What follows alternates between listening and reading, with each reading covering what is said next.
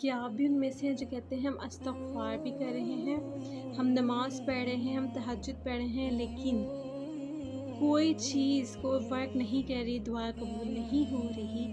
تو آج کی ہم اس ویڈیو میں جانیں گے کہ ہم نے استغفار کرنے کا صحیح طریقہ کیا ہے اور استغفر اللہ کرنے کی کیا پاور اور طاقت ہے، ٹھیک ہے؟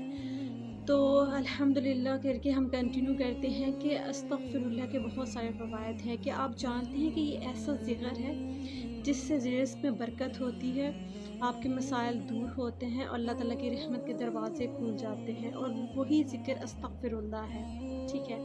استغفر اللہ کا مطلب یہ نہیں کہ آپ بس زبان سے، استغفر اللہ کا مطلب یہ ہے کہ انسان دل سے بھی استغفار کر رہا ہے، عاجزی ندامت اللہ کے سامنے اظہار کر رہا ہے، ٹھیک ہے؟ تو اللہ تعالیٰ کی رحمت کے دروازے کھل جاتے ہیں۔ استغفار کی بہت فضیلت ہے اور استغفر اللہ ہمیں بہت زیادہ کرنا چاہیے، ٹھیک ہے؟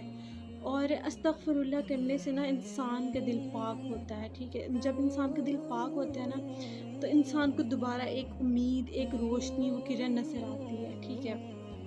تو اللہ تعالیٰ قرآن میں فرماتے ہیں نا، اور اپنے رب سے بخشش مانگو، بے شک وہ معاف کرنے والا ہے، بخشنے والا ہے، ٹھیک ہے؟ اور ایک حدیث کا مفہوم بھی یہی ہے کہ جو شخص کثرت سے استغفر اللہ کرنا شروع ہو جاتا ہے نا تو اللہ تعالیٰ اسے ہر تنگی سے نکلنے کا راستہ پیدا کرتا ہے، اسے اس جگہ سے رزق دیتا ہے جہاں سے اس نے گمان بھی نہیں کیا تھا۔ اگر آپ اسٹوڈنٹ ہیں، اگر آپ جاب کرتے ہیں، کوئی بھی ہیں اور آپ چاہتے ہیں کہ زندگی میں سکسیزفل ہوں، ٹھیک ہے، تو استغفر اللہ کو اپنی زندگی کا حصہ بنا لیں، ٹھیک ہے؟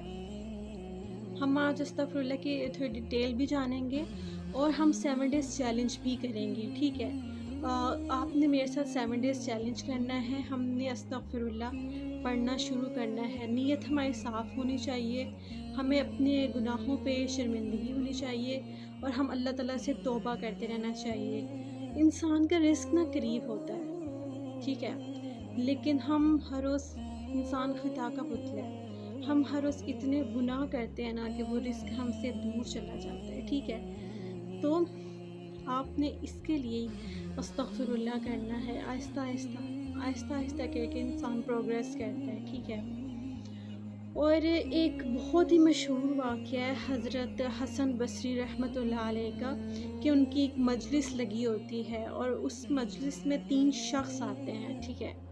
پہلا جو شخص آتا ہے نا وہ کہتا ہے کہ گھر میں غربت اور قحط سالی ہے، کھیت خشک پڑے میں بارش نہیں ہوتی۔ تو شیخ نے کیا کہا کہ کیا کرو، استغفر اللہ کرو، ٹھیک ہے؟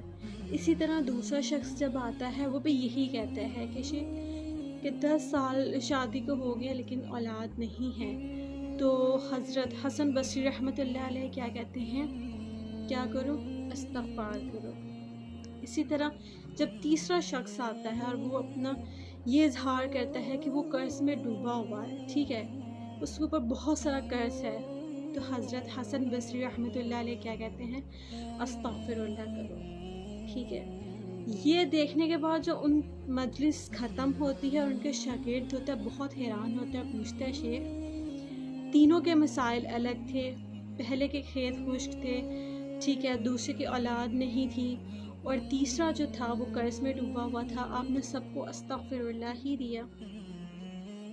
تو حضرت حسن بصری رحمۃ اللہ علیہ کیا کہتے ہیں، وہ کہتے ہیں وہ سورہ نو کی آیات پڑھتے ہیں اور کہتے ہیں وہ تمہاری مدد کرے گا مال سے اور بیٹوں سے، ٹھیک ہے، وہ نہریں جاری کرے گا، ٹھیک ہے، وہ بارش برسائے گا۔ یہ قرآن پاک میں سورہ نوح کی آیات پڑھ کے سناتے ہیں، ٹھیک ہے؟ مطلب یہ کہ استغفر اللہ ہر چیز کا حل ہے، کوئی بڑے بڑے وظیفے کرنے کی ضرورت نہیں، کوئی بڑا بڑا کچھ کرنے کی ضرورت نہیں، آپ استغفر اللہ کرنا شروع کرتے ہیں، ٹھیک ہے؟ آپ نے استغفر اللہ کی عادت بنا لینی ہے، آپ 7 ڈیز کریں، آپ 30 ڈیز پہ نہ جائیں، آپ سٹارٹ کریں، ویک بائی ویک لے کے چلیں، ٹھیک ہے؟ تو آئیے ہم جانتے ہیں کہ استغفر اللہ کا طریقہ کیا ہے اور اس کو کرنا کس طرح ہے۔ تو آپ نے استغفر اللہ کرنے سے پہلے اعوذ باللہ بسم اللہ پڑھنا ہے، جو کہ ہر کام کرنے سے پہلے ہمیں پڑھنی چاہیے، ٹھیک ہے؟ اس کے بعد آپ نے کیا کرنا ہے، اول اور آخر درود شریف 3 مرتبہ پڑھنا ہے، ٹھیک ہے؟